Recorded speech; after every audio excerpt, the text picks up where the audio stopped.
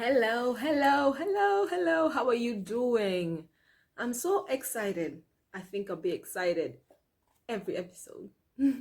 Yes, it's always a pleasure and an honor for me to have a chance to speak and put my mind and what God has been speaking to me, what I've been learning, to put it out there for you. It's so exciting for me every time. It's a privilege, really. I'm also doing this as a video, so yay! Check out my YouTube channel to just connect with me eye to eye if you want. Otherwise, welcome to this week's podcast. I'm so excited because I have learned a lot, like a lot, since last time I did a podcast, and a lot of the learning has been about my business and how God wants me to let him lead me in my business. It's always been like that, really. Me starting my entrepreneur journey was because I believed God had put something in me that was not thriving in corporate, and I needed to build a business or start learning and growing and everything like that. And yeah, so that process has been something I've been exploring. It has taken so many different faces.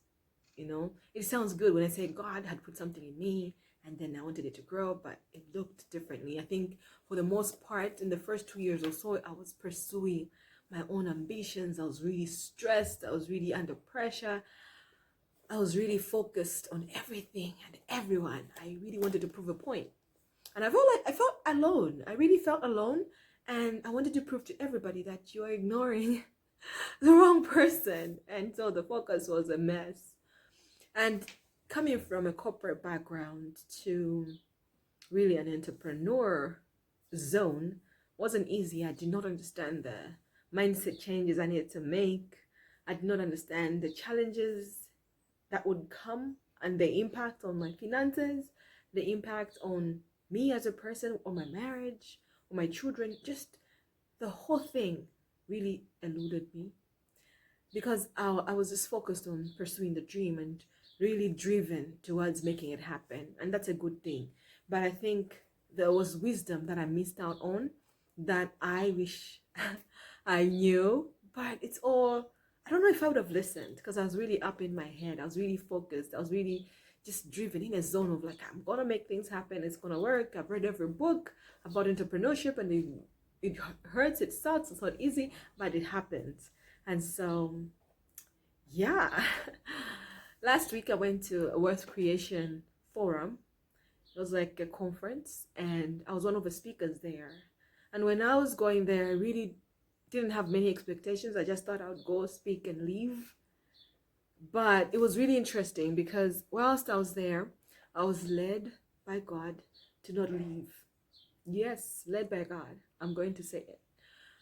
I said led by God because I really wanted to leave. And I left to do some errands for my business, and I was like, okay, I have to rush home because I had other engagements in the evening and I felt bad for not being home all day for the kids. And whilst I was driving home, I was led to go back. There's something important that I want you to hear. And I was like, no, but the kids, they said go back, the kids will be fine. And so I just drove back. I drove back and it was in time for the perfect presentation that I needed in my life at that point. Like, it was like amazing how perfect that presentation was for me and how it answered so many issues that I had. And again, so I'll tell you, it's really important that you build a relationship with God. When I say things like I was led, it's just familiarity with God in a good way, where I know when it's me thinking and when I know that this is not me, I need to pay attention. When it's the devil trying to distract me, when you spend enough time in God's word, not enough, when you just spend time with God, he will be able to clarify those things, and you don't have to spend hours with him to identify, though it helps. When you spend more time with anybody, you will get to understand their tone and their voice. But God is gracious. If you desire to hear him, he will help you. And it's so important for you if you're trying to build anything. At first, I wanted to make this podcast really about entrepreneurship, which it is because that's my story. But I realized that not all of us were called to be entrepreneurs. We're all called to impact the earth in one way or the other. And the important thing is for you to find your lane, to find your zone of genius, your zone of operation, your zone where your talents, your gifts, your interests come together and you can serve the world happily and fulfilled. And you can bear all the struggles that will come with that because you're excited about the mission that is on your life. Right, so I went to the Wealth Creation Seminar and I stayed longer than I thought I would. And then it was 2 days. And then I was so committed to coming again the next day because I was like, I am not missing this opportunity to learn. And I think God also really convicted me. This leaving before, like just wanting to present and go, was pride. So God was like, no, girl, you need to sit down and learn. There are really some good stuff and there are people ahead of you in this place that you need to learn from.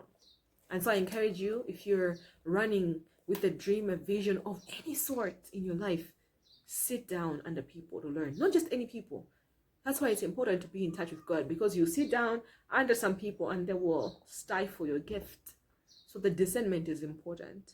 And you getting in touch and being on the same page with God will really help with that. But wisdom, learning from others, being teachable is really, really key. No matter what you're doing or how long you've been doing it, there's always something you can learn from others. So listening is something that is really cool. All right, so I went to this Wealth Creation Seminar and my mind was blown. I was redirected. I was taught. I learned so much. And I'll make this episode about wealth creation. And I'll just share a few things that I learned from that conference, mix them up with the very things that God was speaking to me or I was learning in my personal life, in my personal journey. And I'll make this an episode about worth. How about that? Now, the difference between riches and wealth. If you saw what I'm sitting on, you'd laugh. Anyway, the differences between riches and wealth. Riches die with you. You can have a good life, you can have good resources, a good car.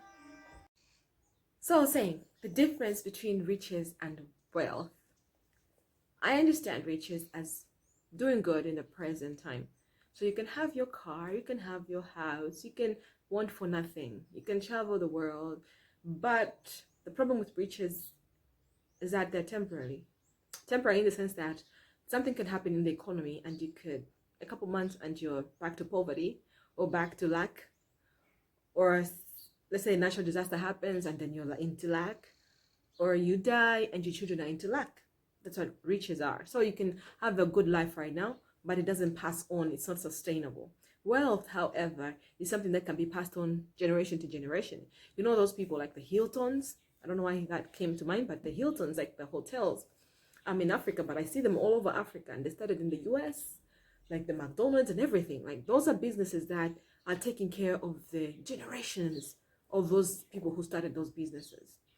And unlike some businesses where you just start and then people talk about the kids after you die, they're like, oh, they used to be well doing, now they had to change their school, they had to change their lifestyle, they had to change everything. Why? Because it was not sustainable. It was not, there was no solid base, there was no foundation to the wealth or the riches they had. So that is the difference between riches and wealth.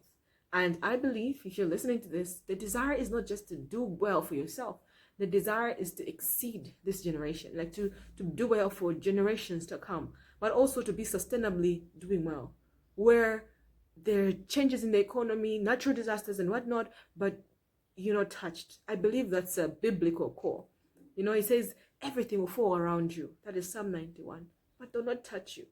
You know, there's famine, there's hunger, there's why people are struggling with their finances and you're not touched. You're actually a source of solution and a source of comfort to others who are struggling. That is wealth. And that's the worth I want to build and I am building.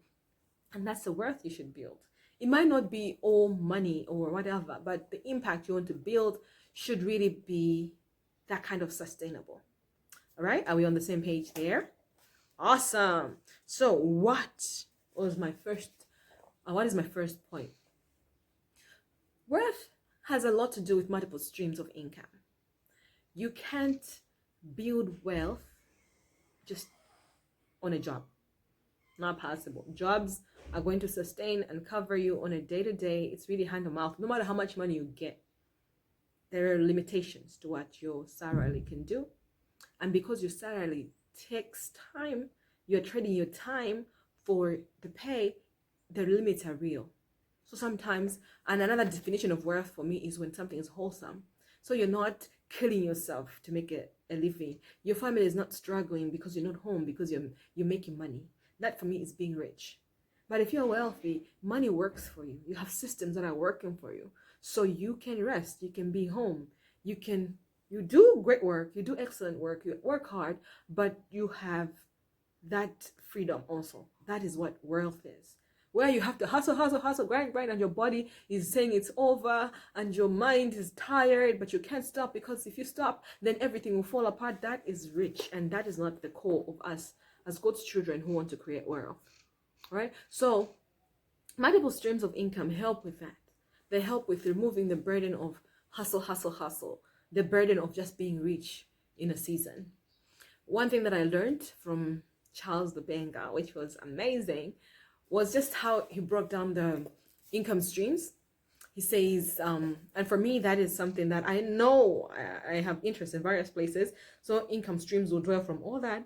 But the way he broke it down really just blessed me and enlightened me. He said there were 4 things that are potential income streams in your life right now. There are things that you love. There are things that you're good at. There are things that you feel you owe the world. And there are things that you get paid for. So the things that you get paid for, let me start there. Those are things like for me, I'm an accountant. So I can be paid to do accounting work, to do finance, right? That's something that I can be paid for. That's an income stream. So I can actually perfect my accounting and finance skills and do so well and become a consultant and work as a consultant, or maybe develop an app that helps people with finance. That is me refining my skill and making my what I can be paid for an income stream. It's not something that I love. It's not something that I enjoy. It's not something that I could necessarily be good at, but it's something that I do, right? And I can be paid for. So that's one. So that's one income stream. I'm using myself as an example. The second thing is something that you are good at. Something that I'm good at, for example, is speaking. So I can be invited to motivate people. I can teach. I used to be a lecturer, so I can teach, I can speak and inspire people and be paid for it. I can do so well at that and find that I'm paid handsomely just to speak and to do what I love, right? So that is the second thing. So I have 2 income streams now. The first one, I am refining my accounting, which is something I went to school for, and I'm being paid for it. The second one, I'm speaking, which is something I love and I can do a lot without being drained because I enjoy it and I'm being paid for it. And then the third thing is something that I'm good at. This could be something that I don't necessarily love, but I'm just good at. For example, I'm good at research and I'm good at writing. So I can write. I'm not excited about writing usually, but when I write really good. If I perfect that and do well in that, then I can be paid to write for people, or I can write books, or I can do research and write books and make money from there. See? Third income stream. Ching ching. The fourth point is what? What I'm good at, what I love, what I can be paid for, and what I owe the world. Now this is the call that you feel. So you can feel a call to serve orphans. You can feel a call to help people who are in disadvantage in one way or the other. And for me, the call is to inspire. Maybe that's not something, but to train people. Training, this one is different. I feel a need to support people in their dreams. So sort of like training them or coaching them. It's different from teaching, where I'm passing on knowledge, but this one is just like help you believe in yourself. You can do this. I feel like I owe that to the world because I have this positivity bank that never runs dry, no matter the struggles I face. I didn't know it was a gift till then, when I noticed that, oh, not everybody has this kind of positivity, optimism, and very sunny outlook on life. And that is my outlook on life. And so I want to serve people with this gift. I don't have to be paid for it. I feel I owe the world this gift to coach, to support, to encourage people, right? So that is something that I owe the world. So when there is a little girl, she is also being told she has to be a doctor, and deep down she knows she's great at sewing and she wants to be sewing. I feel for her. She doesn't have to pay me. I'll be there and I can support her, encourage her, and tell her you can do both, maybe just for your parents' sake, but you can cultivate your gift. Just to encourage you to be quirky and different, and to know that that different and quirkiness is not random, and God wants to use it. I love that. I want to do that. And that's why I started this podcast, really, just so I can reach out to people and you can know that your dreams are valid, that your quirkiness makes sense. It works for where God is taking you. So those are my 4 things. Do you see how you can refine all of these, do well in all of these, and then you can make income? So like can be multiple sources of income. And if you refine them very well, let's say you refine one thing, let's say the accounting thing I mentioned, I create an app, I make money in that, I can then comfortably explore my other interests easily, because now I have a base of income for exploration. And as this base increases, the higher this base is, the more comfortable it makes me to explore, take risks. And the higher the risks I take, the more I explore the things I'm good at, the things I'm interested in, the things that I love, then I am free to really multiply and make more money, create worth, create businesses, create solutions, and partner with people in those different spaces, and then create my worth. Now you see the multiple income streams. I really loved this presentation because for me, I think Charles would hear me say this and be like, that's what I said. But he spoke to me, and this is my interpretation of what he was saying. Because we usually say multiple income streams, and sometimes it's like, okay, so I start different businesses, or maybe I have one business, but it has different types of products. So those products are income streams. But I believe this was a really cool way of showing you that all these things, these multiple income streams, are already in you. They're already things that you're good at, maybe interested in. They're already things that you can explore.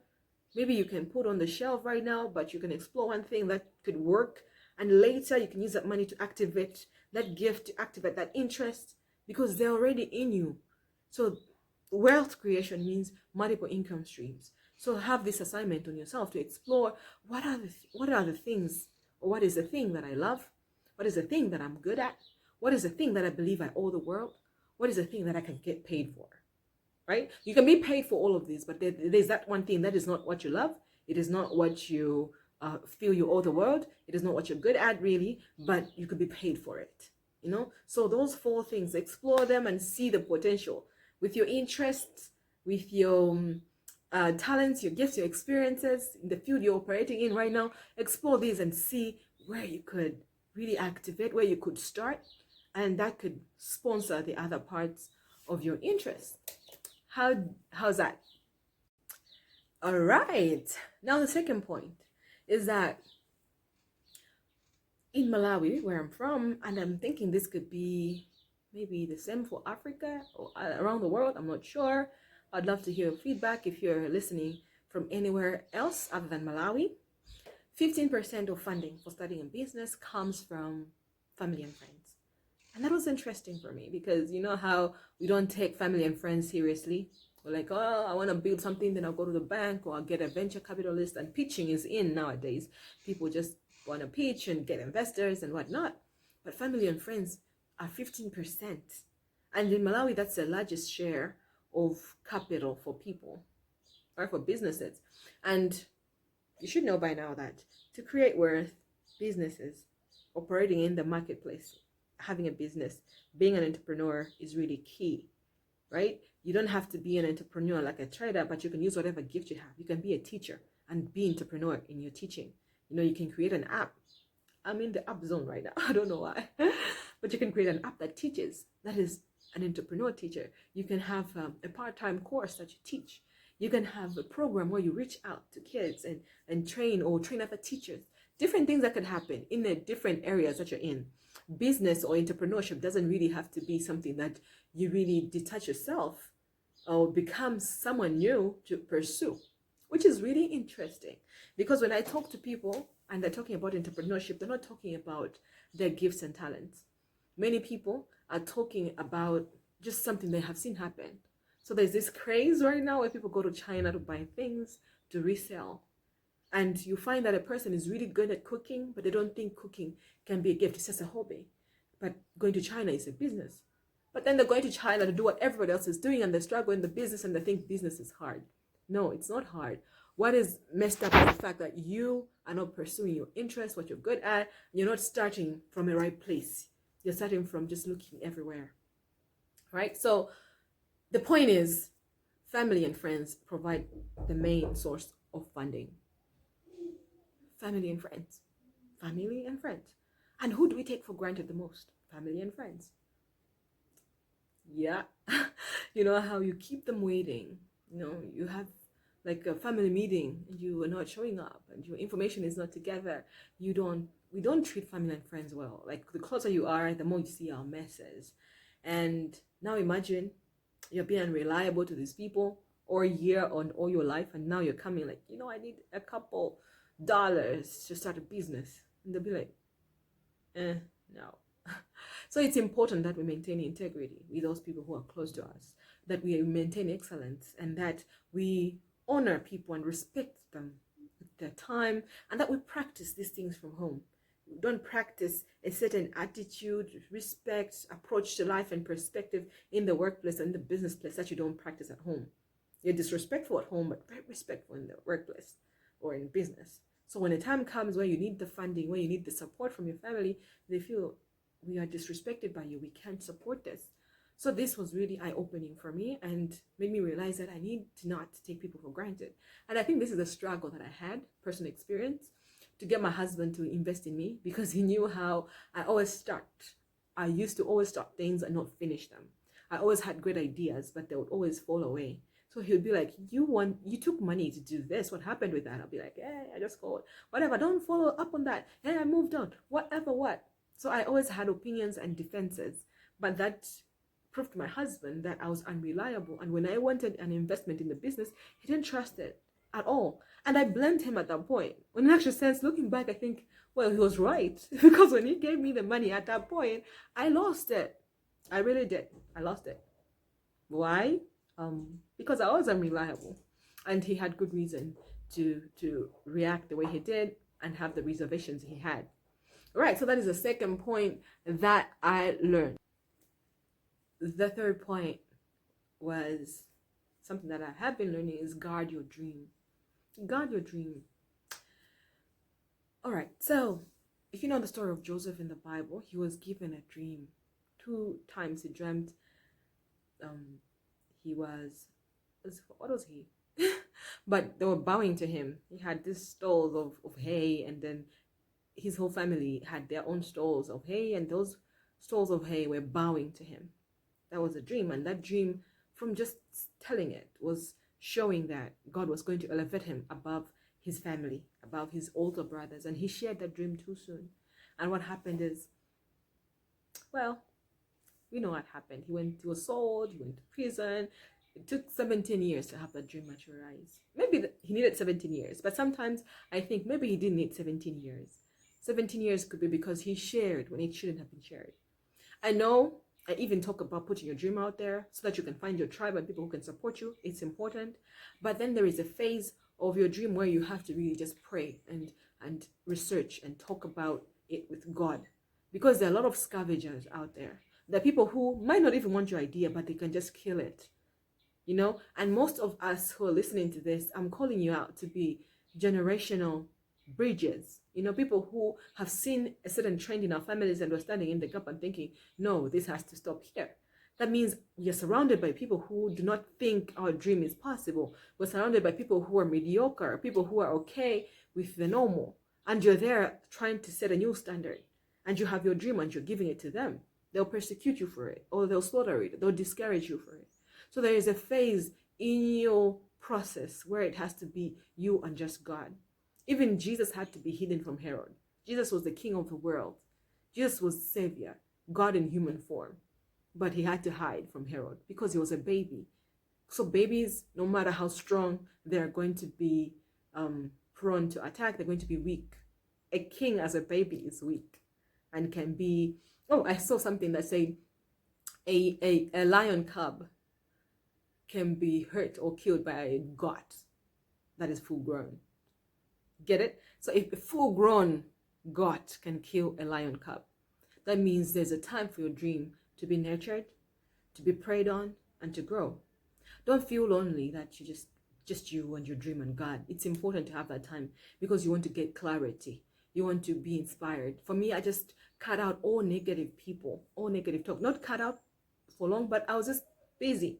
I was busy researching and praying and spending time with God over my dream and seeing the options. And the people who came to me to hang out with me, I could sense their energy. I could see these people are negative. These people believe in God. These people believe in God being God being able to use anybody and do impossible things. Because there are some people who believe in God, who are really positive, but when you talk about business, they will not be positive. You don't need to share your dreams with everybody. Guard your dream. And as you guard your dream, guard your heart as well. Even in your time alone, what are you listening to, what you're watching, what you're feeding your mind on? It has to be things that align in building you towards your dream. If all you do is watch news and see all the negative things, it'll be hard for you to bring a positive energy to your business, a positive energy to your dream. So it's important that you guard your dream, guard your baby, guard it, protect it, and then guard your heart and your mind so that you're coming to this dream with a mind that is positive, that is inspired. And that's why it's important for you to get in touch and get in tandem with God so that He can then refine that dream and connect you to the right people. You'll be surprised who then get to reach out to you. They get to reach out to you and then you're like, how do you know I needed this? How do you know I'm doing this? God can connect you to the right people, but your job is to guard your heart and guard your dream, and feed it right. Feed it right. Don't just be like, yeah, it'll grow. No. Whatever you're putting in your eyes, in your ears, in your mouth is going somewhere, and you're going to reap the harvest. Actually, what we're living today is a harvest of what we've been working on in the past. And if you don't like how your life looks right now, then change the diet. Because if you are eating through your mouth, ears, and eyes, the very same things you're eating last year, and you don't like the result, and you're still doing the same thing, then you will reap the same harvest. Right? So guard. And guard means protecting. Guard means defense. Now imagine you're trying to get into a door and there's a bouncer standing there. That's what guarding is. When a bouncer is standing on the door and you're trying to go to the right, they'll stop. The left, they'll be like, no, you can't pass through. That is guarding.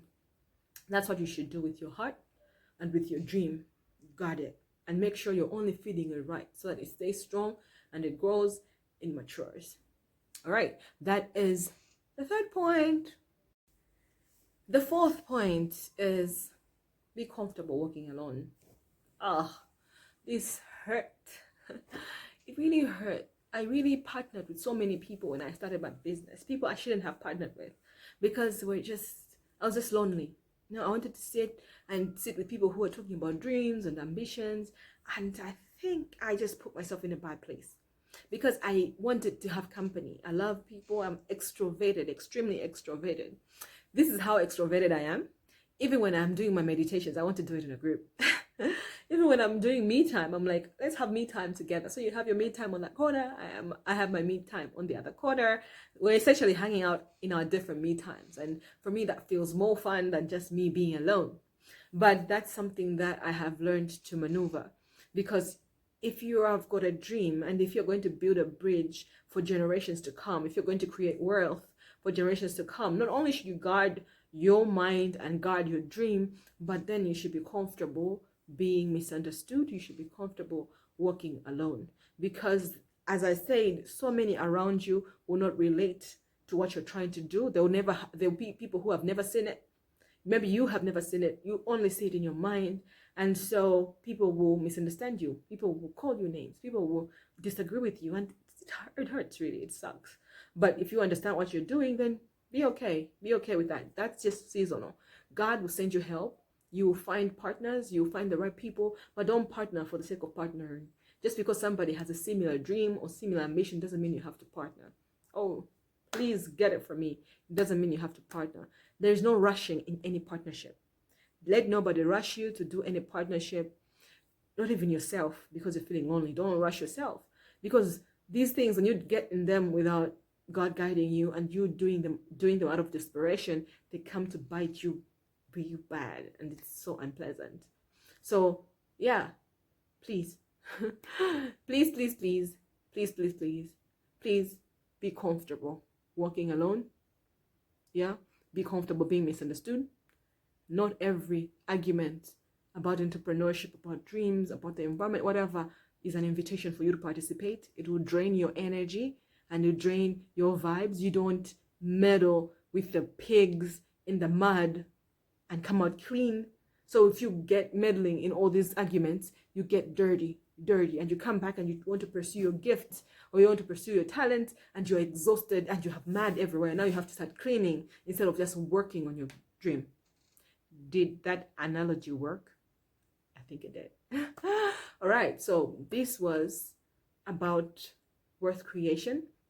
I truly believe you are called to create wealth because really God said in his word that you must be fruitful, you must multiply, and you must subdue the earth. That doesn't look like being rich for me. That means being wealthy.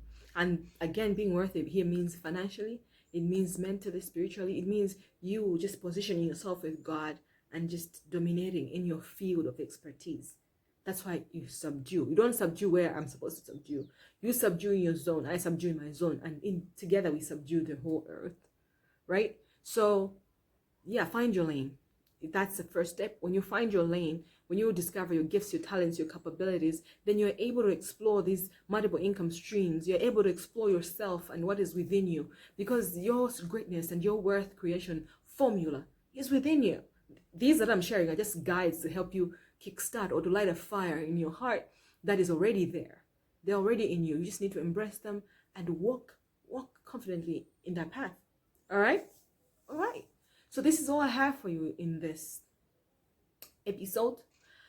I am glad you joined me and I hope to talk more with you soon.